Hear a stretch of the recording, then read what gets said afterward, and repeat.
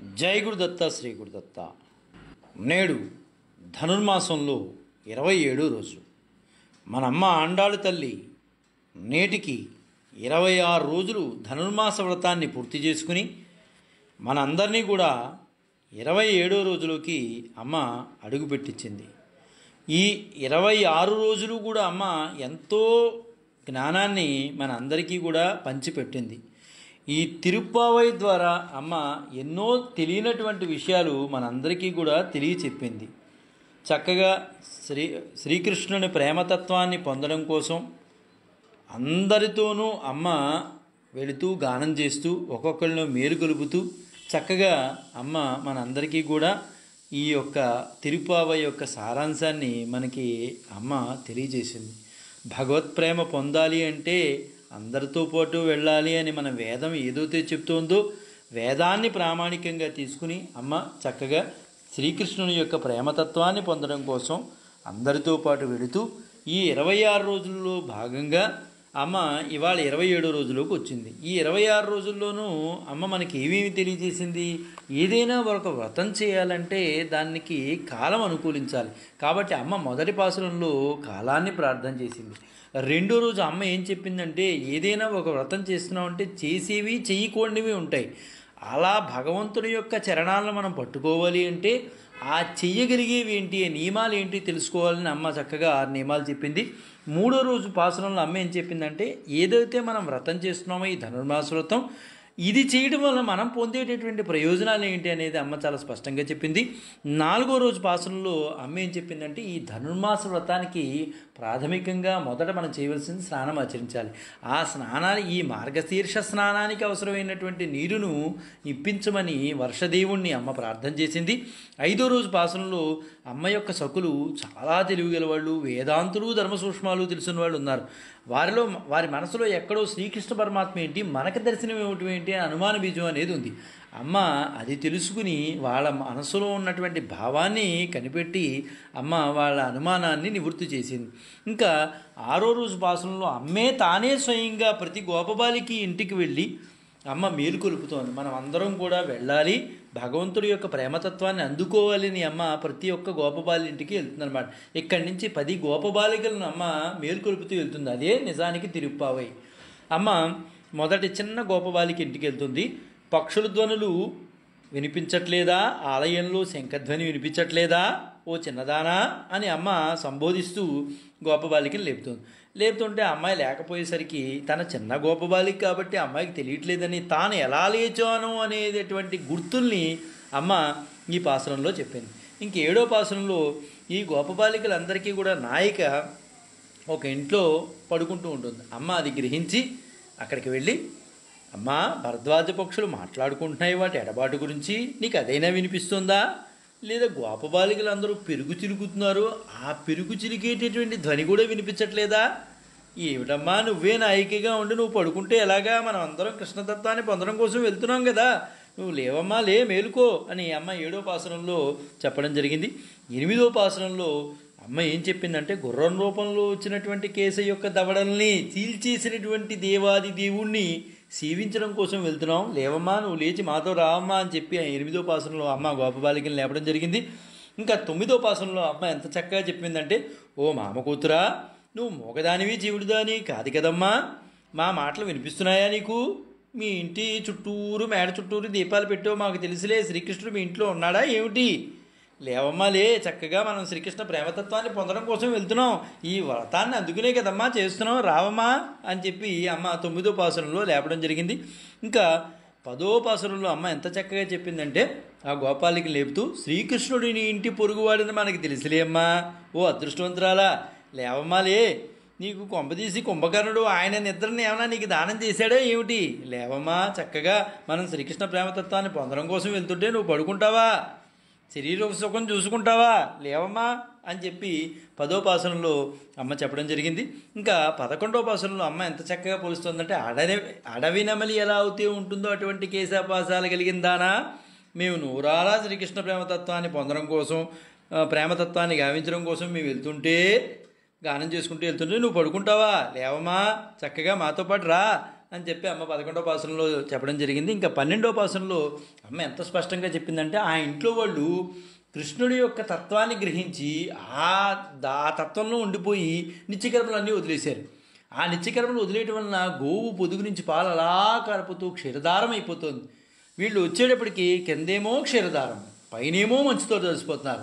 మధ్యలో మనసు కళ్యాణ గుణాలు, శ్రీకృష్ణుడి యొక్క కళ్యాణ గుణాలు తడుచుకుంటూ హృదయం ద్రవించిపోతుంది. ఎంత చక్కటి సన్నివేశం ఇది. అమ్మ అదే చెప్తుంది, వాళ్ళ గడప దగ్గర నుంచి నేను చెప్తోంది, కిందేమో పాలదారతో తడిసిపోతున్నాం, పైనేమో మంచుతో తడిసిపోతున్నాం, మధ్యలో ఏమో మా హృదయం కళ్యాణ గుణాలు తడుచుకుంటూ శ్రీకృష్ణుడి ఆనందంతో తబ్బిబ్బైపోతున్నాం. లేవమ్మా, నువ్వు కూడా మాతో పాటు రావమ్మా, ఈ ఆనందాన్ని నువ్వు కూడా పంచుకుంది, కానీ మేము ఒక్కడమేనా, రావమ్మా అంటూ అమ్మ లేపడం జరిగింది. ఇంకా 13వ పాసంలో ఈ గోపబాలికలతో పాటు ఒక పెద్ద ఆవిడ వీళ్ళతో పాటు వస్తూ చెప్తోంది, శ్రీకృష్ణుడు రాముడు ఒకటేనన్నారా, మీరు వేరువేరుగా భావించకండి. ఆ కాలాన్ని బట్టి రాముడిగా వచ్చాడు, ఈ కాలాన్ని బట్టి కృష్ణుడిగా వచ్చాడు, ఇద్దరూ ఒకటేనన్నారా అని చెప్తుంటే అమ్మ దాన్ని ఆమోదించి ఆ గోపబాలికను ఎలా లేపుతోంది, శుక్రుడు ఉదయిస్తున్నాడు, అదేవిధంగా బృహస్పతి అస్తమిస్తున్నాడు, ఇంకా నిద్ర లేవట్లేదా, నువ్వు ఇంకా పడుకుంటావేంటమ్మా, లేవమ్మా అని చెప్పి 13వ పాసంలో అమ్మ చక్కగా చెప్పడం జరిగింది. ఇంకా 14వ పాసంలో అమ్మ ప్రామాణికులను అనుసరించి సప్రమాణంగా నేను వస్తున్నాను, అంత ప్రామాణికులను అనుసరించే మనం వెళ్తాము.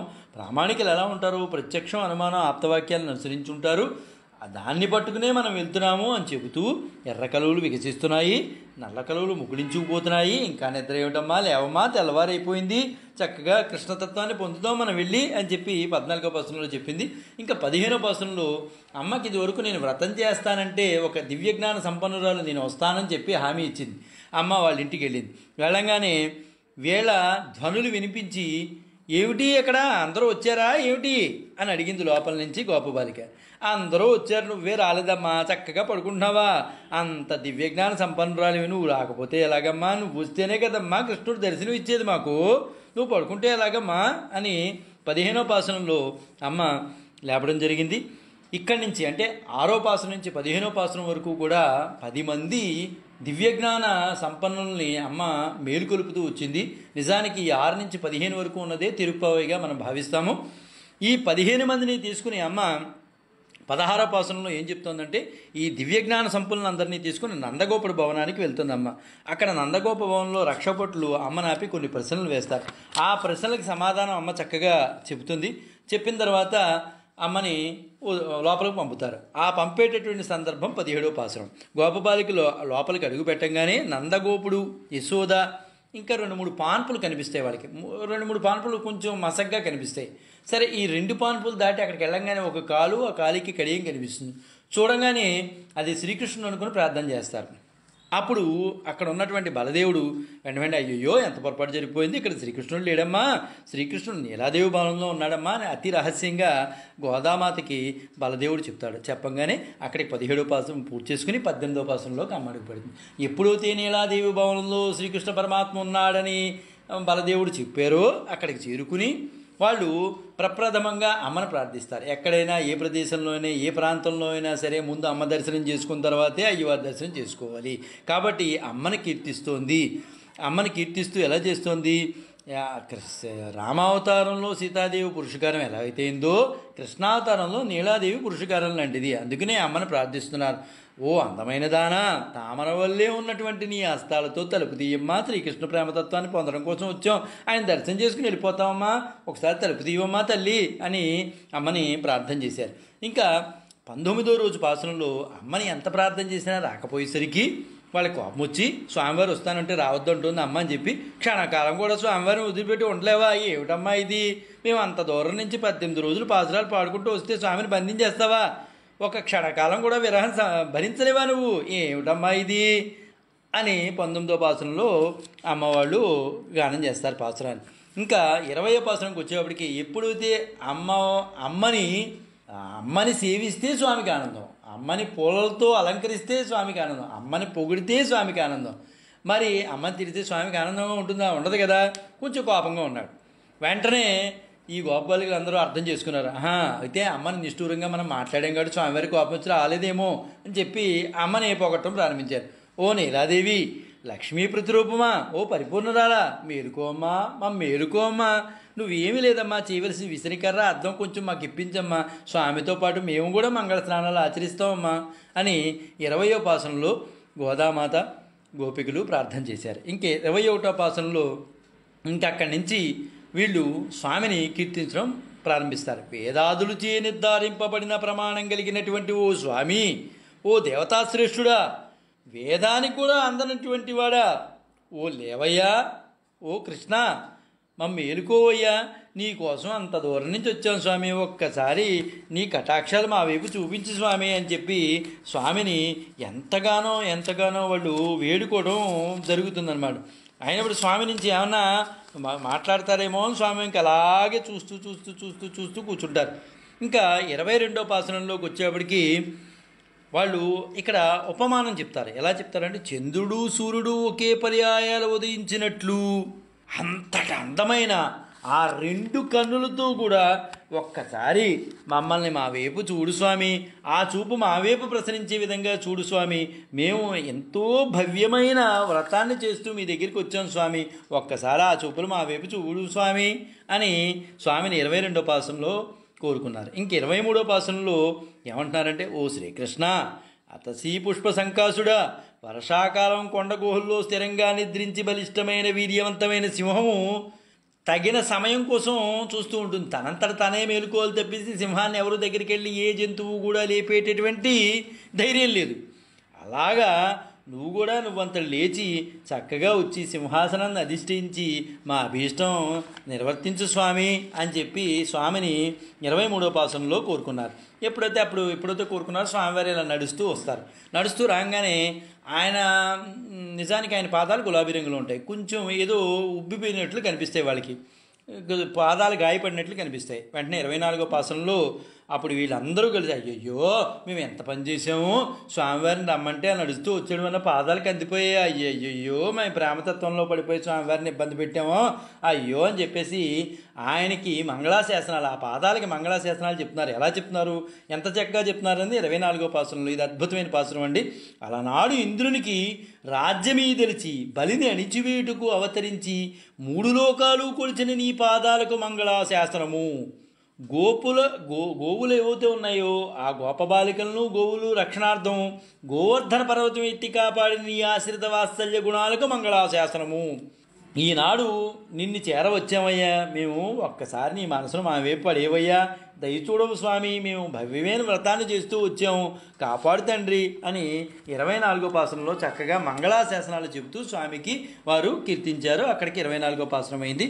25వ పాసనంలో చక్కగా ఎలా చెప్తున్నారంటే, నారీలోకానికి సాటి లేనటువంటి ఒక ఆమె యొక్క కుమారుడివై ఆవిర్భవించావు, అదే రోజు రాత్రి ఏం చేసావు, మరో స్త్రీకి బిడ్డవయ్యావు, రహస్యంగా ఎదుగుతుంటే నిన్ను సహింపలేక ఆ కీడు తలపెట్టడానికి వస్తున్నాడు, ప్రయత్నం చేస్తున్నాడని చెప్పి వాడి యొక్క ప్రయత్నాలను కూడా నిర్వీర్యం చేసావు, కంసుడి యొక్క ప్రయత్నాలను కూడా అని ఎంత చక్కగా చెప్తాను. మహాలక్ష్మి ఆశపడునటువంటి ఐశ్వర్యం నీ దగ్గర ఉంది, అంత ఐశ్వర్యం గలవాడా, మేము ఎంతో భవ్యమైన వ్రతాన్ని చేస్తున్నాం, మేము శ్రమ కోర్చి వచ్చాం, దయించు మా మీద మీ కరుణాకటాక్షాలు చూపించు తండ్రి అని చెప్పి 25వ పాసనంలో చక్కగా ఆ గొప్ప బాలికలందరూ కూడా కోరుకున్నారు. ఇంకే 26వ పాసనంలో ఎంత చక్కగా కోరుకుంటున్నారంటే, స్వామి నీ గురించి వచ్చామయ్యా, అంత దూరం నుంచి వచ్చామయ్యా, నువ్వు ఆ రోజున హామీ ఇస్తేనే కదయ్యా నీ దగ్గరికి వచ్చాం, నేను పరా అనే వాయిద్యం ఇస్తాను అందుకనే వచ్చామని చెప్పి స్వామిని. అప్పుడు స్వామి అంటారు, ఏంటంటారా మీ గోల ఏంటి, చెప్పండి ఏం కావాలి మీకు అంటే, వీళ్ళందరూ చెప్తారు, నీ చేసి శంఖం కావాలి స్వామి, పోనీ అలాంటిది కాకపోయినా అలాదానికి సమానమైన శంఖం కావాలి, పాంచజన్యంతో సరిపోవచ్చు, శంఖములు వెడల్పు లోతు వైశాల్యం ఉండాలి, ధ్వనిగల పెద్ద డంకా కావాలి, మంగళదీపం కావాలి, ధ్వజం కావాలి, చాందిని కావాలి, వటపత్రసాయి, ఇవన్నీ మాకు అనుగ్రహించు స్వామి, మేము చక్కగా వ్రతం చేసుకుంటూ వచ్చాము, మంగళ స్నానాలు ఆచరించడానికి ఇవన్నీ కావాలి, ఇవన్నీ ఉంటేనే మేము మా వ్రతం భవ్యమైనది అవుతుంది స్వామి అని స్వామిని కోరుకుంటారు. అప్పుడు ఇది ఇక్కడితో నిన్నటి పాసనం ముగుస్తుంది. ఈరోజు అమ్మ 27వ పాసనంలోకి మనందరినీ కూడా అడుగు పెట్టించిందనమాట. వాళ్ళకి ఏమేం కావాలో అనేది అడిగారు. అప్పుడు స్వామి వారికి ఏం చెప్తారనేది ఈరోజు మనకు తెలుస్తుంది. జ్ఞానం ఎంత అద్భుతమైందంటే, మార్గం ఎంత ప్రభావశీలమైందైనా దాని ప్రకారం నడుచుకోవడానికి నిరాకరించే వారికి అది నిరర్థకమవుతుంది. భగవంతుని యొక్క ప్రత్యక్ష అనుభవం తర్వాత వస్తుంది, ఎప్పుడు కూడా ప్రారంభంలో రాదు. ప్రారంభంలో ఈ ప్రక్రియ మొదలు పెట్టడానికి విశ్వాసంతో కూడిన మొదటి అడుగు అవసరం. మొదట్లోనే భగవంతుడు రాడు. ఆయన్ని ఎంతో మనం విశ్వాసంతో ముందు నడిపిస్తే ఆ తర్వాత ఆయన యొక్క తత్వాన్ని మనం తెలుసుకోగలుగుతాం. ప్రారంభంలో ఈ ప్రక్రియ మొదలు పెట్టడానికి విశ్వాసంతో కూడినటువంటి మొదటి అడుగు అవసరం. అందుకనే మనకి భక్తి రసామృత సింధు అనేది ఒక గ్రంథం ఏం చెప్తుందంటే, ఆదౌ శ్రద్ధ తత సాధు సంగోద అధా భజన క్రియా అని చెప్తోంది. ఎంత చక్కగా చెప్తోందంటే, ఆదౌ శ్రద్ధ తత సాధు సంగోధ భజన క్రియా అంటే భగవత్ప్రాప్తి కోసం కావాల్సిన మొదటి అడుగు ఏంటయ్యా అంటే విశ్వాసం లేదా శ్రద్ధ ఉండాలి. అప్పుడు వ్యక్తి సత్సంగంలో అంటే ఆధ్యాత్మిక కార్యకలాపాల్లో పాలు పంచుకోవడానికి మొదలు పెడతాడు. ఆ విశ్వాసమే లేకపోతే ఏం చేయగలుగుతాడండి? భగవంతుడు ఉన్నాడు అని విశ్వాసం ఉండాలి. ఆ విశ్వాసం ఉన్నప్పుడే చేయగలుగుతాడు. ఏదైనా వితరణలు చేయాలన్నా ఏమైనా చేయాలన్నా. ఏమీ లేని వాళ్ళు అప్పుడు కూర్చుంటాడు, నాకు ఏం అవసరం లేదని. ఆ విశ్వాసంతోనే ఉన్నారు కాబట్టి ఈరోజు మనం జీవించగలుగుతున్నాం. ఇది వ్యక్తిగత భక్తి అభ్యాసానికి దారితీస్తుంది. తరచు జనులు తాము దేన్నైతే ప్రత్యక్షంగా గ్రహించగలుగుతున్నామే దాన్ని మాత్రమే నమ్ముతాం. కొంచెం డాంబికాలు పలికేవాళ్ళు, అబ్బాబే ఇవే లేవండి, మన కళ్ళకి కనిపించకపోతే మనం ఎలా నమ్ముతామండి, కళ్ళకి కనిపించాలి కదండి అని అంటుంటారు. భగవంతుని అనుభవం తక్షణమే అవ్వదు. అందువలన ఆయన ఎవరూ నమ్మరు. అందుకనే మతాలను ఈజీగా మార్చేసుకుంటూ ఉంటారు. కానీ నిజానికి ఈ ప్రపంచంలో ప్రత్యక్షంగా చూడకపోయినా ఎన్నో విషయాలు మనం నమ్ముతున్నాం. మన కంటితో మనం చూడకపోయినా కొన్ని విషయాలు మనం నమ్ముతున్నాం. ఇది అంతే. ఒక న్యాయమూర్తి ఎన్నో సంవత్సరాల క్రితం జరిగిన సంఘటనకి తన తీర్పిస్తాడు. న్యాయమూర్తి కనుక తాను ప్రత్యక్షంగా చూసిందే నమ్ముతాను అని అంటే సమస్త న్యాయ వ్యవస్థ విఫలమైపోతుంది. నా కళతో చూసిందే నేను చూస్తాను, మీ కళతో చూసింది నాకు లెక్క కాదంటే ఏమైంది? న్యాయ వ్యవస్థ అంతా కుప్పకూలిపోయినట్లకే. ఒక దేశాధ్యక్షుడైన ప్రధానమంత్రి అయినా తన దేశ నలుమూలల నుండి అందిన నివేదికల ఆధారంగానే దేశాన్ని పరిపాలన జరుగుతుంది. తన దేశంలో ఉన్న అన్ని గ్రామాల నుంచి నగరాల నుంచి దర్శించడానికి వెళ్ళి చూడటం ఆయనకి అసాధ్యమైన పని కదా. ఇక తాను ప్రత్యక్షంగా చూడలేదు కాబట్టి ఆ నివేదికల్ని నమ్మను అంటే ఆ దేశాన్ని ఎలా పరిపాలించగలుగుతారు వారు? కాబట్టి ప్రాపంచిక వ్యవహారాలలో కూడా నమ్మకం విశ్వాసం అనేది ప్రతి మెట్టులోనూ చాలా ముఖ్యం. ఆ నమ్మకంతోనే మన ఆండాళ్ళ తల్లి ఈ రోజున భగవత్ ప్రాప్తి కోసం మనందరినీ తీసుకువెళ్ళింది. భగవత్ ప్రత్యక్షానుభవం, భగవంతుడి యొక్క ప్రత్యక్షానుభవం గురించి ఒక అందమైన కథ ఒకటి ఉంది. ఒకనొకప్పుడు ఒక రాజుగారు ఓ సాధువుతో ఇలా అన్నారు, నేను భగవంతుడిని నమ్మనయ్యా, ఎందుకంటే ఆయన నేను చూడట్లేదు కదా, ఎక్కడ ఉన్నాడు ఆయన, మీరు అందరూ భగవంతుడు భగవంతుడు భగవంతుడు అంటున్నారు, ఏంటి భగవంతుడు ఎక్కడ ఉన్నాడయ్యా ఆయన అన్నాడు.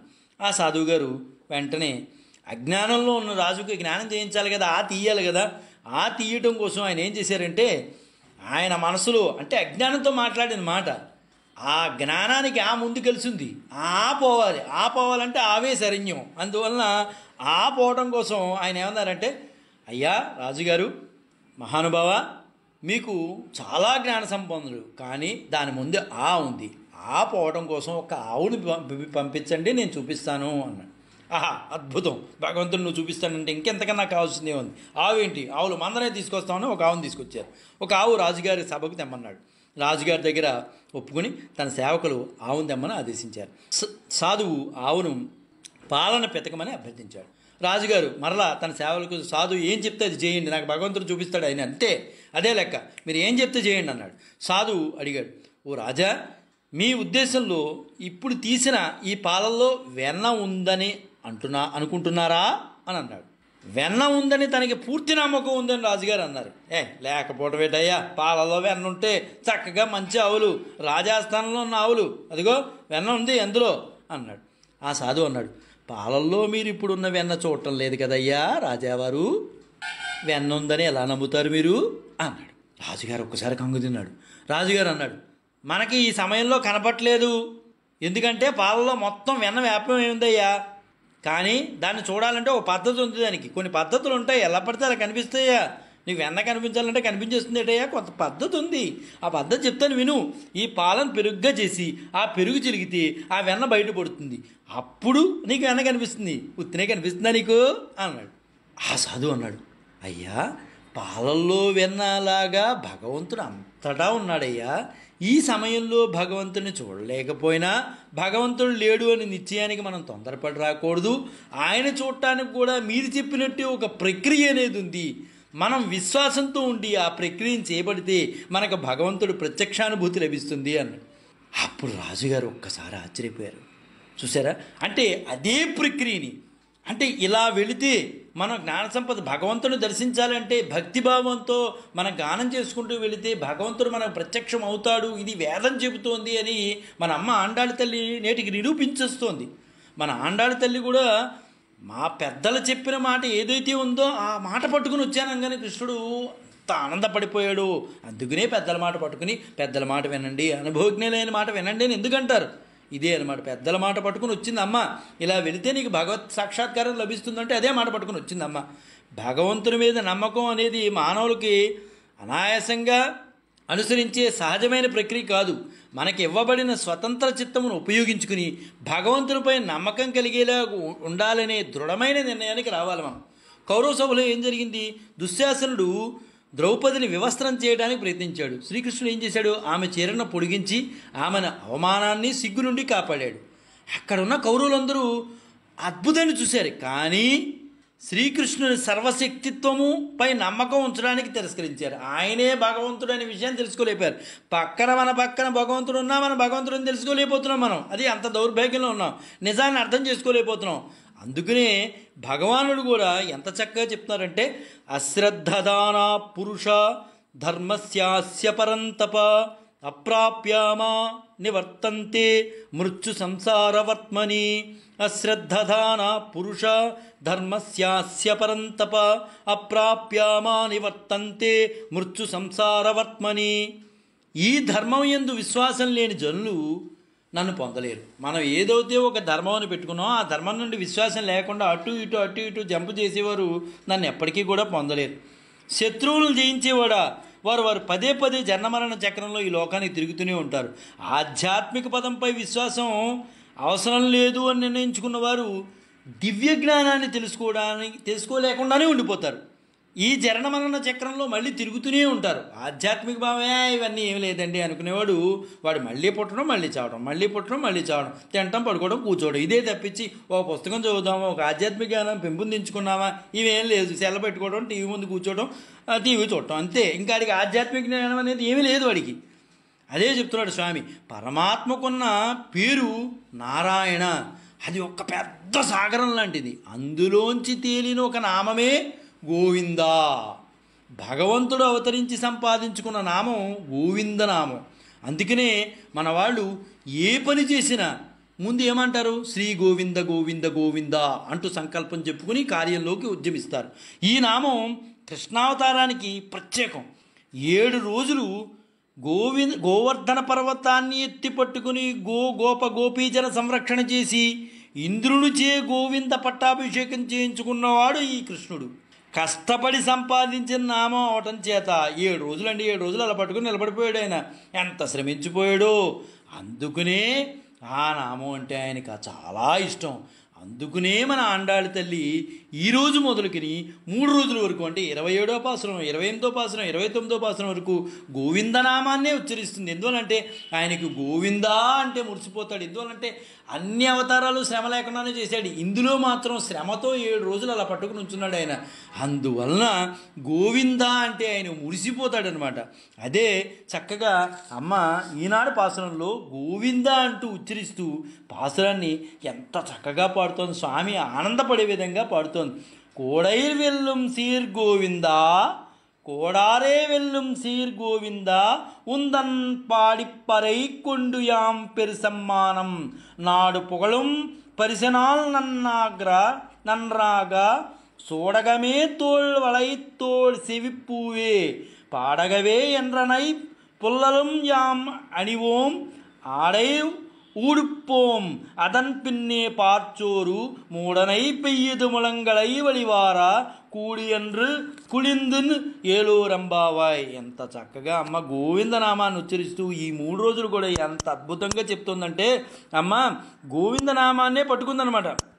ఆ నామాన్ని పట్టుకుంటే స్వామికి ఏది ఆనందం అవుతే ఆనందాన్నే మనం పట్టుకోవాలి. అందుకని అమ్మ గోవిందా గోప గోపీజన సంరక్షక సీర్, నీకున్న కళ్యాణ గుణాలు ఎట్లా ఉన్నాయంటే కోడారై కూడని వారిని, నీ దరికి రాని వారిని వెల్లుం జయించి నీ దగ్గరికి రప్పించుకుంటావు. నీ దగ్గర రాను, ఆయన కలవను అనుకున్న వాళ్ళని బలవంతంగా ఏదో విధంగా ఆయన దగ్గర తెప్పించుకుంటావయ్యా నువ్వు.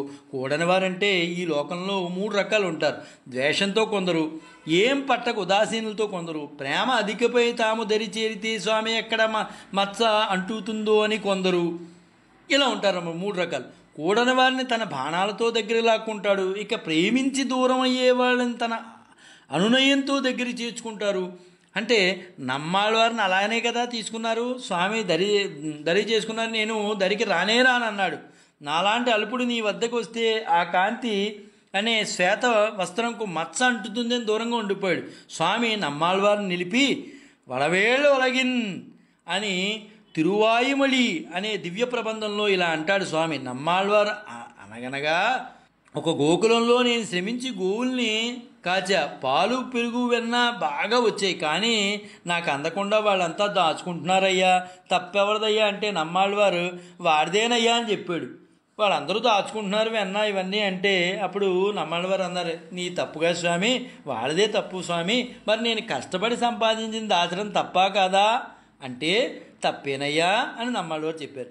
నీవు ఒక కొండ, దానిలో జీవుడి జ్ఞానమే పాలు, పెరిగిన ప్రేమే పెరుగు, మరి ఇదంతా నేను పండించిందే కదా, మరి నాకు ఇవ్వకుండా తీసుకెళ్ళిపోతున్నావు, తప్పెవరిదయ్యా అంటే పాపం నమ్మాళ్ళవారు స్వామికి లొంగిపోవాల్సి వచ్చింది. ఏమయ్యా నువ్వు ఎవరివయ్యా, నేను ఇచ్చిన వాడినే కదయ్యా, నువ్వు నా దగ్గర రాకపోతే ఎలాగయ్యా అంటే ఆయన దూరం పెడుతూ ఉన్నాడు అనమాట. వెంటనే స్వామి గాలి మీద పడిపోయాడు ఆయన. అయ్యో బాబోయ్ నువ్వు చాలా గొప్పవాడు స్వామి అని. గొప్పవాడు ఏ యోగ్యత లేకపోయినా వారి వద్ద అమరికలు చూపక ఉండే ఆ సౌశీల్యం అనే గుణంతో తన ప్రేమించిన వాళ్ళని దరికి తీసుకుంటాడు. ఇక ఉదాసీల్ని తన అందం ప్రసాదం చూపి దరికి తీసుకుంటాడు. ఆలయాల్లో జరిగే తిరువీధి ఉత్సవాలు ఉదాసీనుల కటాక్షానికే. అలా తిరుగుతుంటే ఆహా మైమరిచిపోతారు, స్వామివారు తిరుగుతున్నారండి, ఎంత చక్కగా తిరుగుతున్నారు అని మైమరిచిపోతారు. మా ప్రసాదం తినదరాప, వెళ్తే తిరుపతి వెళ్ళాలండి, ఎంత చక్కగా ఉంటుందండి ప్రసాదం. ఇలా ఉదాసీనులను ఆయన దరి చేర్చుకోవడంలో ఆ విధమైన తెలివితేటలు ఉపయోగిస్తారు. ఇంతవరకు నిన్ను ఎడబాసి ఎంత దుఃఖం కలిగించామో కదా, ఎన్నాళ్ళకు నీ సన్నిధికి చేరాం, నీ మాట పలకడానికి ఇష్టపడిన ఈ లోకం ఒండ్రై పాడి నీ నామాన్నే పాడేటట్టుగా మమ్మల్ని మార్చుకున్నావు. నీ నామం మేము పలకం అన్న వాళ్ళని కూడా పలికించుకుని తీసుకొచ్చావయ్యా, అంత గొప్పవాడివయ్యా పరైకొండు. నీ పాట పాడి నీ విస్తానన్న వ్రత పరికరాలు స్వీకరించి యాం పెరు సమ్మానం, మేము గొప్ప సత్కారం పొందాలనుకుంటున్నాం. నువ్వు ఇదివరకు హామీ ఇచ్చావు కదయ్యా మాకు ఇస్తానని, అది ఇచ్చేస్తే మేము గొప్ప సత్కారం పొందినట్లు లెక్కే. మేం చేసే వ్రతం మాకు ఏదో లాభం సత్కారాలు లభించడం కోసం కాదు, ఇవన్నీ నీవిప్పించినవి కదా, అది నీకే వైభవం. చేతుకు వేసే కంకణం వ్యక్తికి ఆనందం కానీ చేతికి కాదు కదా. చేతికి గనక కంకణం వేస్తే చేతికి ఆనందమా, మనసుకి కదయ్యా, మనకే కదా. నాడు పుకరం పరిణాల్ నన్రాక, లోకంలో అంత కీర్తించేలా సత్కారం కావాలి. విభీషణుడికి సుగ్రీవుడికి పట్టాభిషేకం చేయడం వల్ల లోకం రాముడినే కదా కీర్తించింది. ఇక ఒక్కో పరికరాలను అడగటం ప్రారంభించారు. గురువుని ఆశ్రయం చేసినప్పుడు మనకు గురువు కొన్ని సంస్కారాలు నేర్పుతారు, వాటిని సూచిస్తుందా అన్నట్టుగా గోదా తల్లి ఎంత చక్కగా చెప్తోందంటే పంచ సంస్కార క్రియని ఇక్కడ చెప్తోంది.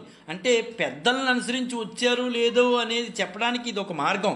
చక్కగా పెద్దలు ఏం చెప్పారో దానివల్ల వచ్చింది, రాగానే ఏదో చెప్పేసి వెళ్ళిపోలా. చూడగమే చేతికి ఒక కంకణం కావాలి. ఏం చెప్తోంది, పంచ సంస్కారాలు చెప్తోంది. తోళ్వళయ్యే భుజానికి ధరించే ఆభరణం కావాలి. తోడి చెవికి ధరించే ఒక ఆభరణం. చెవి పువ్వే చెవికి పైకి పరిమళం కోసం ధరించే మరొక ఆభరణం. పాడగమే పాదాలకి ధరించే ఒక ఆభరణం. ఇవన్నీ కోరుతోంది మన తల్లి. ఆచార్య ఆశ్రయం చేసినప్పుడు చేతికో కంకణం, భుజానికి శంఖచక్రాలు, చెవికి అష్టాక్షరీ మంత్రం, పరిమళాన్నిచ్చే ద్వయమంత్రం ఏదైతే ఉందో అన్నట్లుగా అమ్మ చక్కగా స్వామిని కోరుకుంది. ఎండ్రనై పల్కలం యామానిన్మోం, మాకు తెలియని ఆభరణాలు ఎన్నెన్నో, అవన్నీ ఇవ్వు స్వామి, మేము చెప్పలేకపోతున్నాం కానీ ఆభరణాలు నీకు తెలుసు కదయ్యా, ఏవేవి ఉంటాయో అవన్నీ ఇవ్వయ్యా. ఆడైపోం నూతన వస్త్రాలు కావాలి. జీవుడు భగవంతుని చేరడానికి లభించిన వస్త్రం శరీరం. ఇది పాంచభౌతిక శరీరం. పరమపదానికి వెళ్లే ముందు విరజానదిలో సూక్ష్మ శరీరం తొలగి పంచ ఉపషణ్మయ దివ్య విగ్రహం లభిస్తుంది. అతన్ పిన్నే అలా వేరే శరీరం లభించాక ఇక మాకు కావాల్సింది పాల్సోరి మూడనై పెన్రు మురంగవై వరివార్ పరవాన్నము. అదే మాకు పరమాన్నం. ఇంకంతకన్నా కావాల్సింది ఏంటి? పరమాన్నం. అదే పరమపదం. కూడిరుందు అందరూ కలిసి గోష్ఠిగా తినడానికి కుడిరుందు. ఈ కలయికతోనే మా సంసార తాపం అంతా తొలగిపోయింది.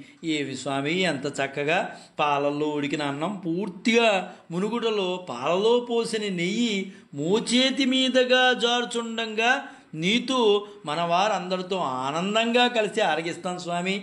ఎంత భవ్యమైంది ఇది! అసలు మేము తట్టుకోలేకపోతున్నాం స్వామి. ఇదే మా కోరిక స్వామి. ఇంకెంతకన్నా మిమ్మల్ని కోరేది ఏమీ లేదు స్వామి అని ఇది మేము చేసే అద్వితీయమైన భవ్యమైన వ్రతానికి ఇంతకన్నా కావాల్సింది ఏమి స్వామి? ఒకవేళ మర్చిపోయిన ఏమైనా ఉంటే నువ్వే ఇప్పించు స్వామి అని 27వ పాసంలో అమ్మవాళ్ళు గోవింద అనే నామంతో స్వామిని పులకరించిపోయేటట్లు చేశారు. రేపు మనం 28వ పాసంలో మళ్ళీ కలుద్దాం. జై గురుదత్త శ్రీ గురుదత్త శ్రీపాద శ్రీవల్లభ చరణదాసులు మాణికొండ రాజశేఖర శర్మ రాజమహేంద్ర.